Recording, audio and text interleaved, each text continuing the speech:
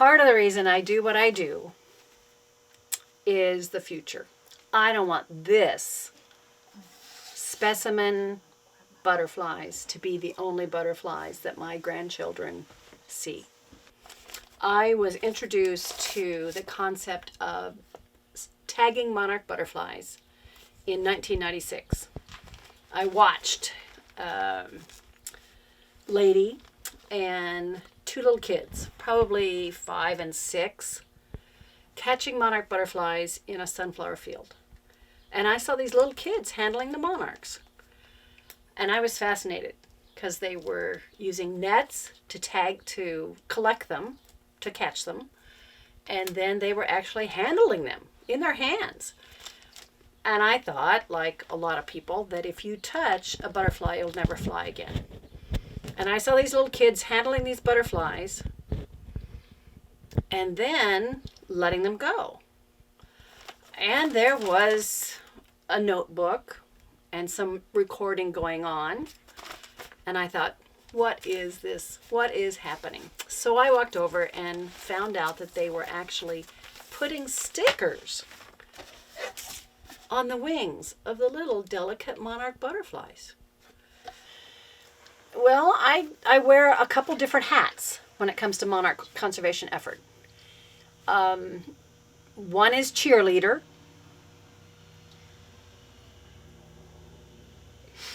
One of my roles is cheerleader, and I get to cheer people on when they are working for the monarch butterflies.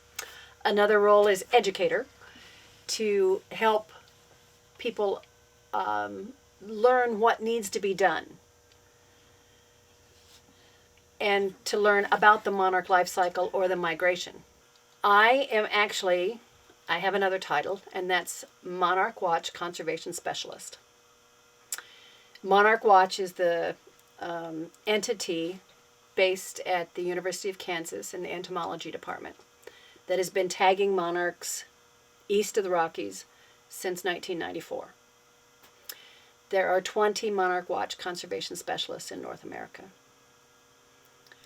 And that structure that I can use, the backing, as it is, or the educational component of the citizen science work of the Monarch Watch tagging program, of the Monarch Watch conservation efforts.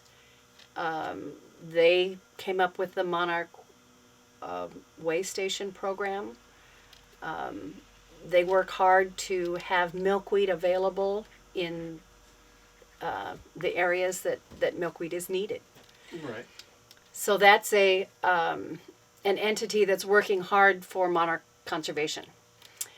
Monarch Watch is a part of Monarch Joint Venture, which is about 8 conservation efforts that work together to help the monarch. When we talk about monarchs, North American monarchs, the monarchs east of the Rocky Mountains are the monarchs that basically migrate south to the mountains west of Mexico City, the Sierra Madres, and go to the Ormel fir trees up on the mountaintop. And that population east of the Rockies has caused multiple conservation efforts to come together.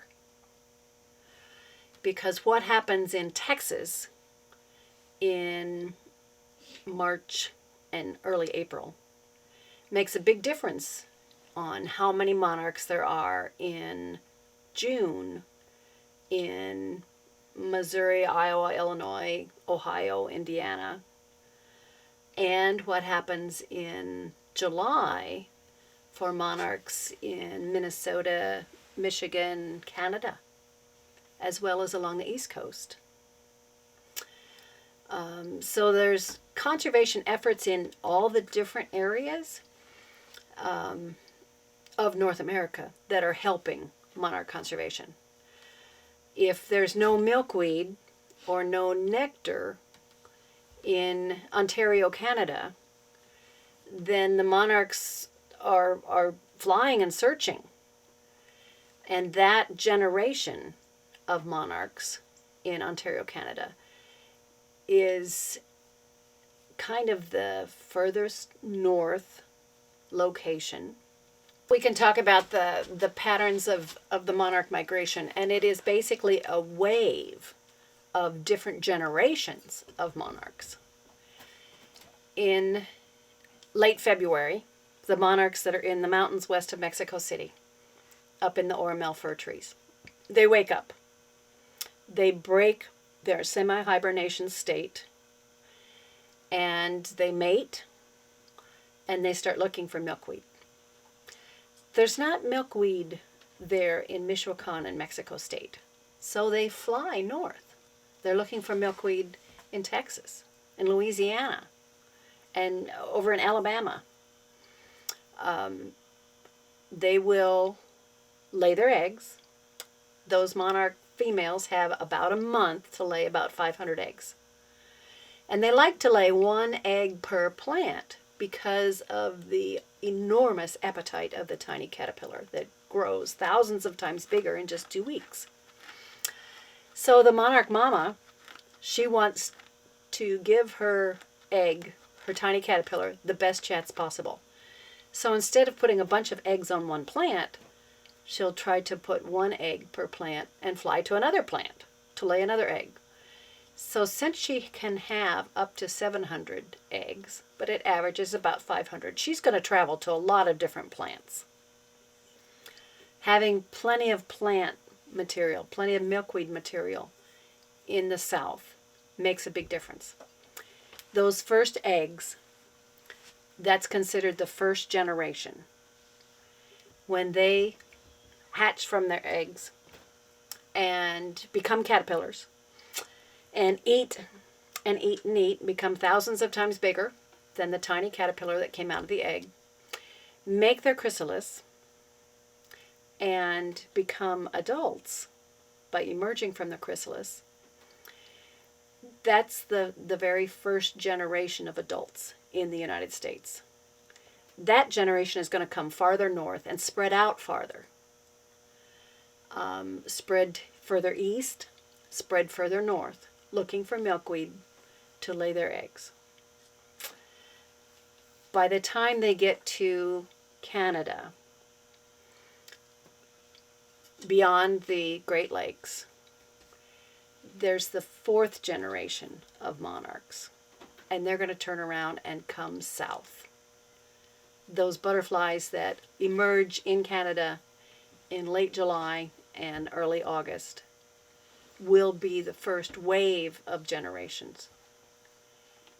It'll be usually the fourth and fifth generation that's gotten up there, and they will travel the whole distance. So going north, it's generation by generation that moves north, but going south, it's one generation going all the way to the mountains.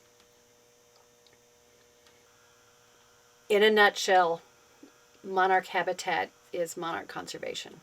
The call to action is plant, milkweed, plant flowers. Don't use pesticides. If you can, plant native plants.